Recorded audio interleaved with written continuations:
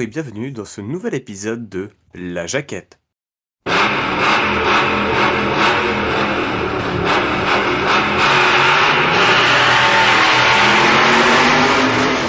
Le cinéma américain, du fait de la géographie particulière du pays, mais aussi de sa jeune histoire, a pu fonder quelques genres, dont notamment le road movie.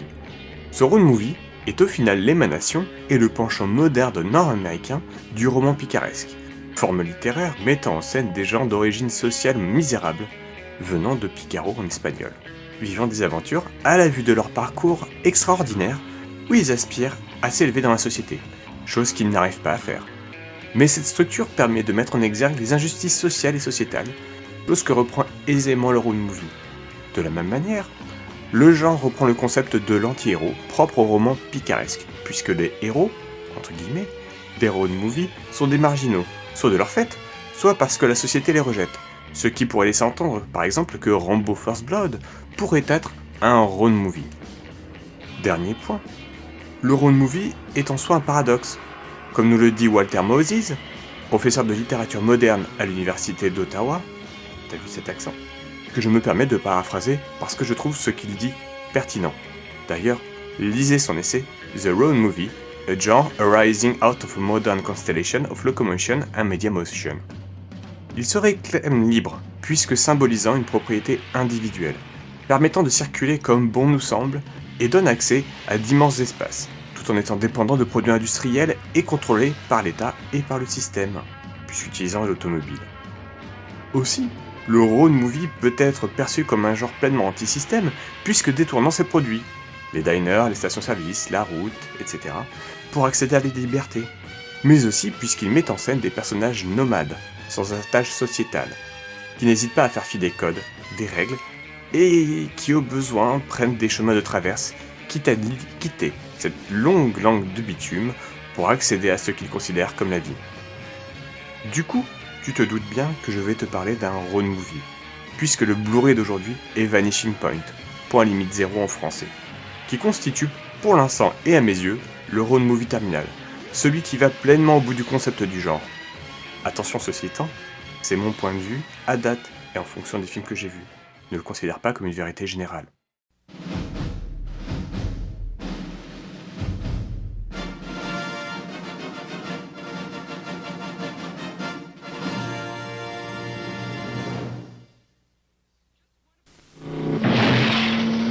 Name, Kowalski. Occupation, driver. Transporting a supercharged Dodge Challenger from Denver to San Francisco. Background, Medal of Honor in Vietnam. Former stock and bike racer.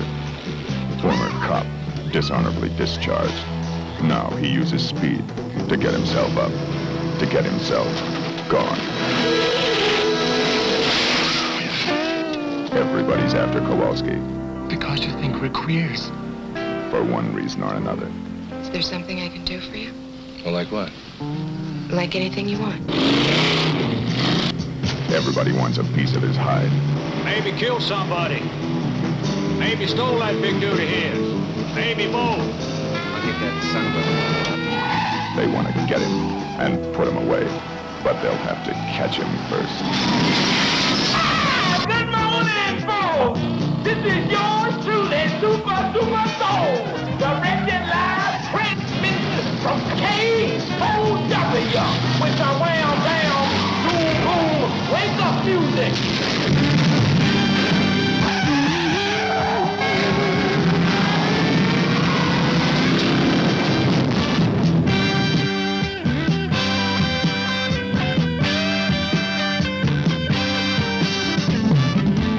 There goes the Challenger, being chased by the blue meanies on wheels. The vicious traffic squad cars are after our lone driver, the super driver of the Golden West.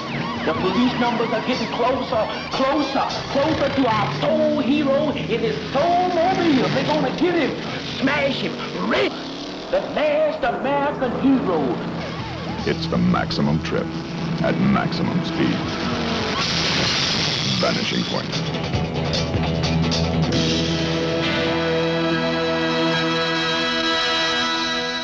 This is yours truly, Super Soul, directed live,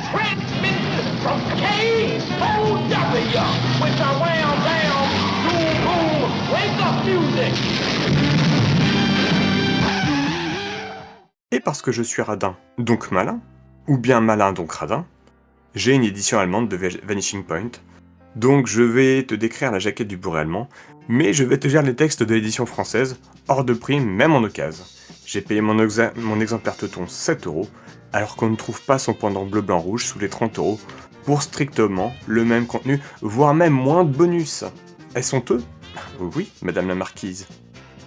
Bon, ne nous gâchons pas notre plaisir, et découvrons ensemble cette petite jaquette teutonne, j'aime bien ce mot, de Vanishing Point. Déjà, dans la langue de Goethe, ça se dit Flurpunkt San Francisco, littéralement point de fuite San Francisco, ce qui reprend donc le titre anglais en rajoutant la destination, puisque Vanishing Point désigne le point de fuite. C'est un terme employé notamment en peinture ou en dessin. Ce point de fuite est, dans une perspective conique, le point imaginaire destiné à aider le concepteur à mettre en place sa perspective. Et plus important, chaque direction comprend un point de fuite, notion à ne pas oublier quand on aborde le genre et le thème du film. Le road movie est à la fois sur la route, donc avec une direction définie et donnée, mais aussi hors de la route, sur les chemins de traverse, donc avec des points de fuite différents, sans compter sur le fait que ce film met en scène une fuite constante, mais je reviendrai dessus. Et ce recto de jaquette est assez étrange à la vue même du film et de son ambiance. Elle montre bien le personnage principal, qui reste la Dodge Challenger RT70 blanche, fuyant une myriade d'hélicoptères et de voitures de police, sur une longue langue de route, le tout dans une ambiance bleutée. Mais pourquoi ? Pourquoi ce choix de colorémie pété ? Alors que le film se passe sur un trajet entre le Colorado et la Californie en passant par le Nevada, donc des endroits où les tons ambiants sont chauds. Pourquoi avoir choisi ce ton alors que l'immense majorité du film se passe de jour ? Pourquoi ce choix moisi alors que les affiches originales rendent pleinement hommage à l'ambiance du film ?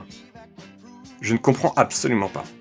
Et on retrouve aussi ça sur la jaquette anglaise, et un peu plus ténue sur la jaquette française, qui adopte des tons grisâtres, ce qui est tout autant stupide.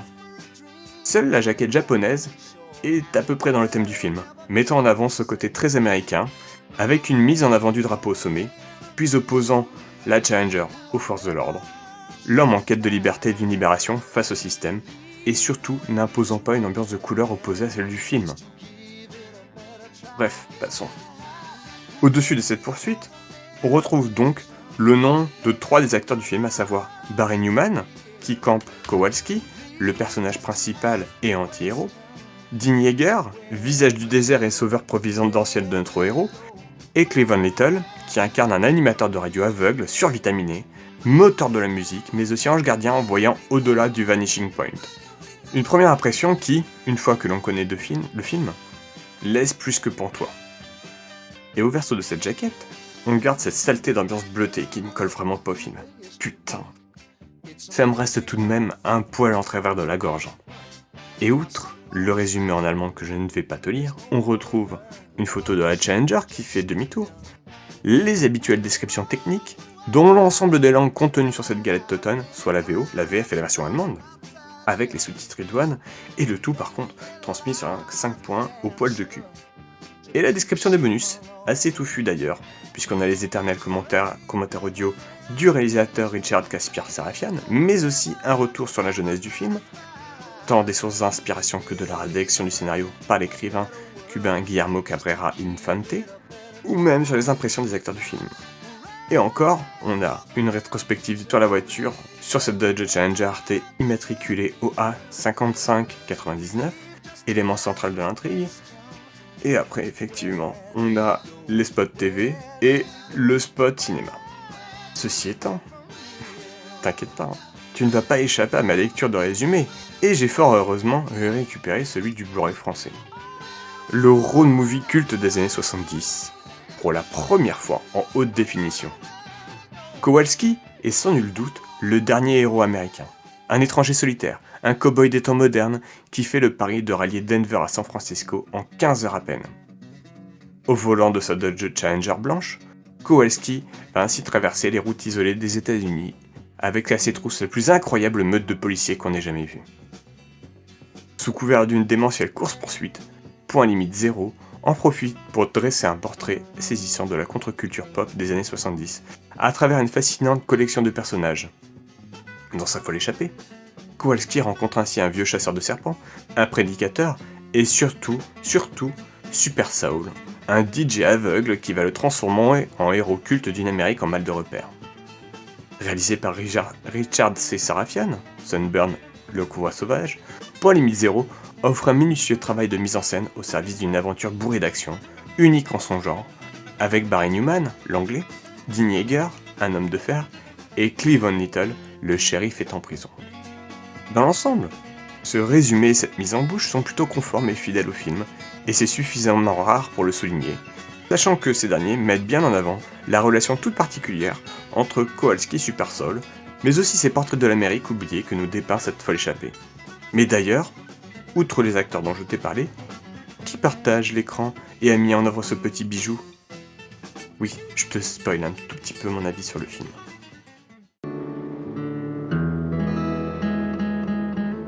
There goes the Challenger being chased by the blue meanies on wheels. The vicious traffic squad cars are after our lone driver, the last American hero, the electric centaur, the demigod, the super driver of the Golden West. Two nasty Nazi cars are close behind the beautiful lone driver. The police numbers are getting closer to our soul hero in his soul mobile. Yeah, baby, they're about to strike. They're gonna get him, smash him, rip the last beautiful free soul on this planet. But it is written, if the evil spirit arms the tiger with claws, Brahman provided wings for the dove. Thus spake the super guru. Did you hear that? Pour être totalement transparent, comme d'habitude d'ailleurs, le casting qui compose ce Vanishing Point m'était totalement inconnu, et le réalisateur aussi. Mais force est de constater qu'ils sont tous parfaits. À commencer par le réal qui donne une vraie personnalité à son film. Mais le parcours de Richard Kaspar Sarafian ne laisse pas planer le doute quant à ça, puisqu'il faisait partie de ces jeunes réalisateurs du Nouvel Hollywood, arrivé d'ailleurs dans le cinéma et à la réalisation par le truchement de son ami et beau-frère Robert Altman.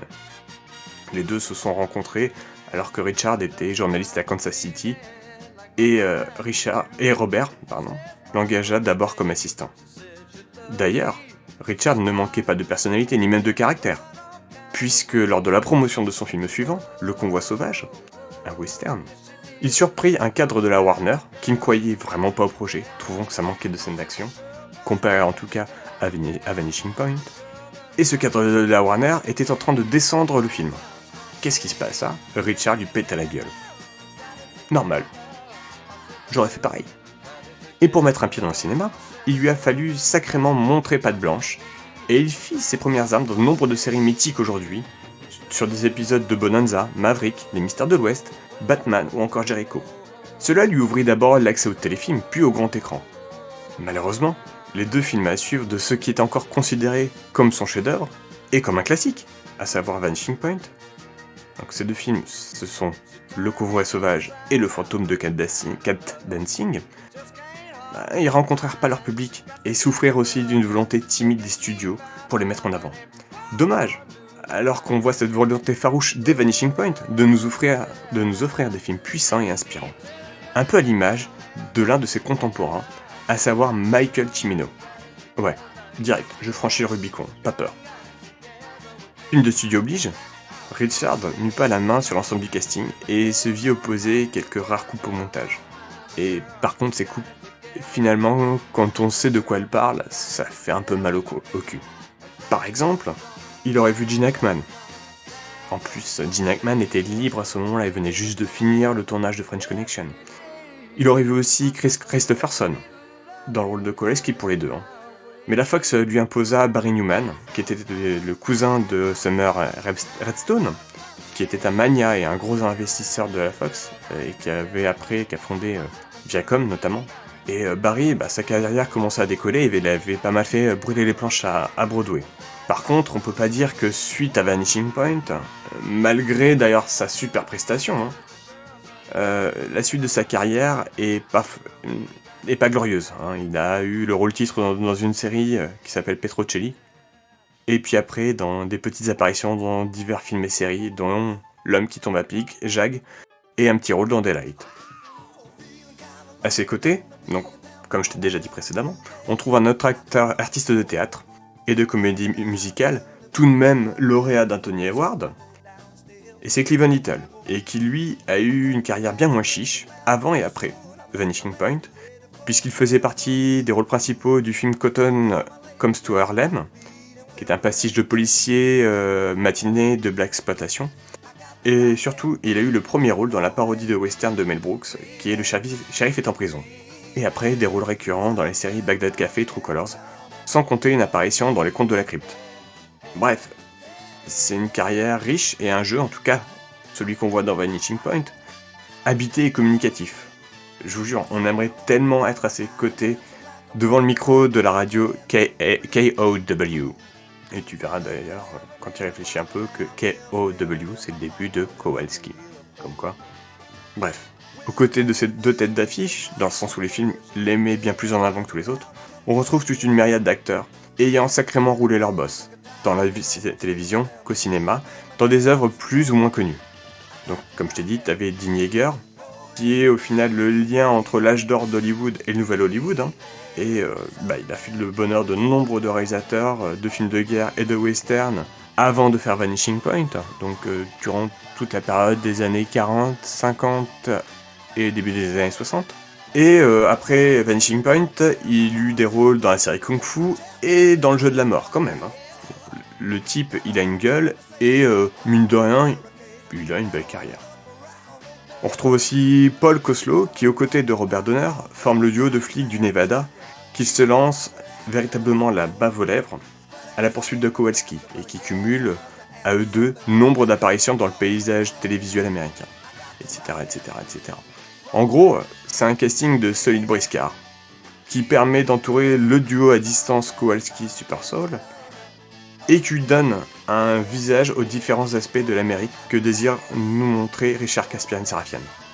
Il est à la fois multiculturel, transgénérationnel, et bien souvent ignoré. Mention spéciale aux groupes et musiciens ayant contribué à une bande originale assez dantesque, et pour partie composée pour le film. D'ailleurs, on en voit jouer quelques-uns dans le groupe d'une espèce de secte évangélique, au milieu du désert. Donc c'est le groupe, c'est Delaney, Bonnie and Friends. Faut pas oublier aussi une chose, c'est que on a Charlotte Rampling, qui a joué un petit rôle dans Vanishing Point, mais qui n'apparaît que dans le montage britannique. Elle joue le rôle d'une autostoppeuse que Kowalski prend vers la fin de son périple fou. Et malheureusement, donc sa prestation a été coupée dans le montage américain, et c'est ce montage américain qui est utilisé sur la copie allemande. Qui donne à un moment du film un espèce d'effet de décalage au moment où elle aurait dû prendre place. C'est un peu dommage.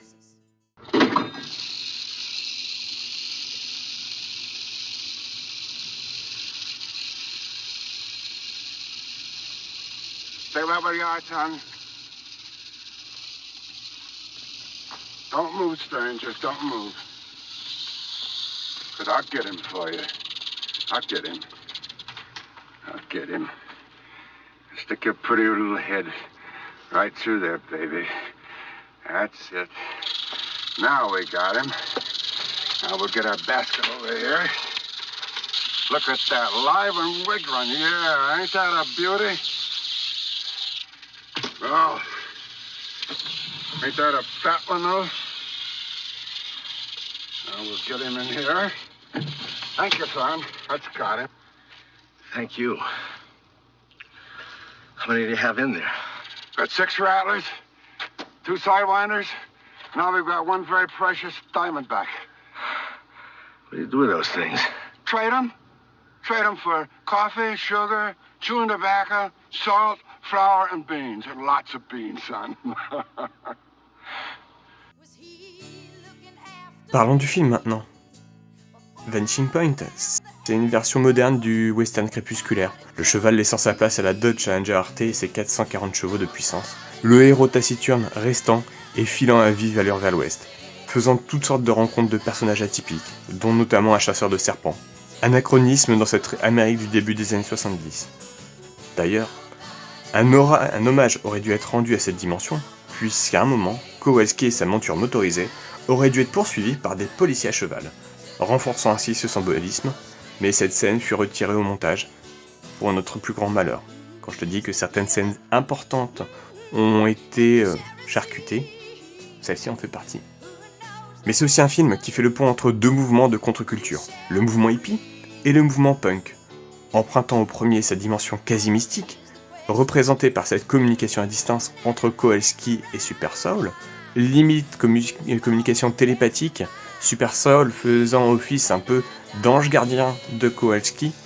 On a aussi quelques personnages de la galerie plus que touffus et bigarrés du film, qui font écho au mouvement hippie. On a la secte chrétienne opportuniste, clin d'œil à tous ces mouvements nés durant les années 60, ou le couple de bikers encore. Et le mouvement punk, on le retrouve au niveau de toute sa course folle et effrénée, vers la destruction des barrières morales liées à l'ordre et à sa propre destruction. Soit avec la prise de speed, soit plus simplement en cherchant par tous les moyens à échapper à la police des différents états. Et d'ailleurs, George Miller s'inspirera fortement de Vanishing Point pour créer Mad Max, et strictement dans le même esprit. Bien qu'effectivement on ait une toile de vengeance en premier plan, c'est tout de même, en tout cas sur la saga Mad Max, quelqu'un qui court follement vers sa propre destruction. Comme dit le mouvement punk, nos futurs, c'est représenté à la fois dans Vanishing Point, dans Mad Max et dans d'autres road movies aussi. D'ailleurs, c'est un film paradoxal, tant dans son fond que dans sa forme, puisque Kowalski s'enferme dans une quête de liberté solitaire, qui l'oblige pour des raisons que l'on découvre au fur et à mesure du récit, qui l'ont abîmé d'ailleurs, la perte de l'être aimé, la guerre, la découverte de la corruption, l'échec de sa carrière de pilote, etc., à s'isoler du reste du monde, supprimant quasiment toute forme d'empathie et d'attachement, et ne lui laissant que quelques traces d'humanité. Il s'arrête par exemple après avoir fait la course contre une décapotable, et que cette dernière se soit crashée. Et il s'arrête juste pour vérifier que le pilote va bien. Puis il reprend sa course effrénée.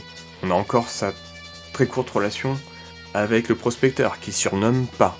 Ou alors, il finit un moment par écouter Super Soul. Mais bon, pareil, c'est assez bref. En tout cas, toutes les traces d'humanité, dès qu'elles vont ressurgir, elles vont réouvrir des blessures encore béantes chez lui. Et en opposition à ça, le film reste ouvert sur le monde qui s'offre à lui. Il reste ouvert sur ce pan d'Amérique ignoré, sur les villes le long de la route qui ne vivent que du passage, sur les Amérindiens qui vivent misérablement, sur les badauds qui se précipitent au moindre événement, et qui portent ce cavalier solitaire comme leur héros, et par héros j'entends celui qui clame quelque chose, comme le porte-parole, qu'ils remplissent d'un espoir pour retrouver une liberté qu'ils ont perdue, soit du fait du système, soit de leurs propres agissements. Et n'oublions pas que le film n'est pas tendre avec les différents problèmes de l'Amérique des années 60 et 70, et ces problèmes-là perdurent encore aujourd'hui. Le racisme systémique et systématique, la piètre considération des vétérans, les violences policières, bien qu'effectivement, dans le film, elles soient un peu distantes. La drogue, la pauvreté de ceux qui ne désirent pas être les instruments décérébrés du système, etc., etc. En ce qui concerne des aspects plus propres à la production et à la réalisation du film, il y a quelques chiffres à retenir, et qui sont autant d'anecdotes d'ailleurs. 28, comme le nombre de jours de tournage du film, car on savait faire ce type de tournage commando à l'époque, notamment pour comprimer les coûts et approvisionner en film les nombreuses salles et drive-in. 1,4 million, c'est le nombre de dollars, c'est le budget du film, qui comporte tout de même plus d'une heure de course-poursuite et nombre de cascades. Mais bon, grâce une fois de plus au tournage commando, ils ont pu se les permettre. 12,5 millions, c'est le nombre de dollars qu'a rapporté dans le monde le film, multipliant quasiment par 10 la mise, qui fut au final une excellente affaire pour la Fox. 8, comme le nombre de Dodge Challenger RT utilisés pour le tournage, qui avait été prêté par Chrysler dans l'espoir de faire de la publicité pour son modèle. C'est un pari réussi, puisque le film participa grandement au succès de la muscle car. Mais ça n'a pas réjoui pour autant la marque, puisqu'ils furent contrariés de voir leur engin associé à un film où le héros contrevient à la loi, cause des accidents, prend de la drogue, où le film affiche du nu, alors que c'est précisément cette image de liberté qui a permis à la voiture de devenir quasi mythique. 220 km/h, soit la vitesse atteinte par l'un des cascadeurs, Carrie Loftin, qui à l'époque était assez légendaire, puisqu'il œuvra par la suite dans Duel et Le Carnateur, par exemple. Tiens, je reviens, tu vois, du coup, sur Chimino. Et ce cascadeur, il était au volant de l'une des voitures pour la ramener à l'hôtel. Bah, il roulait un peu vite, 220 km/h, c'est quand même pas une vitesse commune. Et il se fit poursuivre par 5 voitures de police, les sema, et il arriva à une station-service, fit un demi-tour de folie pour se mettre à côté de la pompe, et c'est à ce moment-là que la police est arrivée. Histoire un peu folle. Et donc, il a fallu user de toute la diplomatie de la production pour faire croire aux forces de l'ordre qu'il était en train d'essayer la voiture pour le tournage. Et comme le nombre de Chevrolet Camaro 67 qui furent sacrifiés, détruits contre des pelleteuses, parce qu'il fallait rendre les 8 Dodge Challenger à Chrysler. Bon, sur les 8, il y en a 7 qui avaient des dégâts. Du coup, ça augmente un tout petit peu la contrariété de Chrysler. Mais enfin. On va passer à la conclusion quand même de cet épisode. Hein. Et j'ai rarement pris une telle claque devant un film.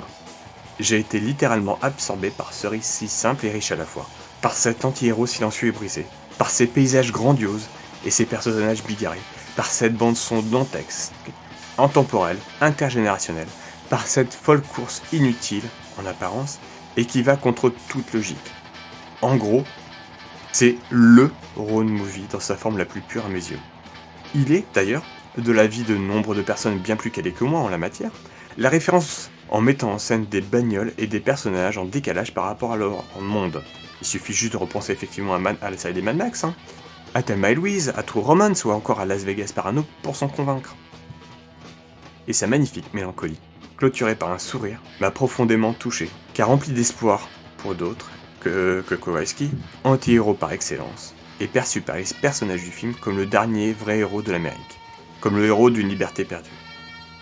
Est-ce que je te conseille de regarder ce Vanishing Point ? Bah bien sûr, tant dans un premier qu'un nouveau visionnage, tu ne le regretteras jamais. Et j'espère que tu as pris autant de plaisir à m'écouter parler que moi de faire de cet épisode. En tout cas, n'hésite pas à me dire si d'ailleurs il t'a plu ou déplu, et tu peux me faire tes retours, tes suggestions, quels qu'ils soient. Je te dis donc à bientôt pour un prochain épisode de La Jaquette. Salut!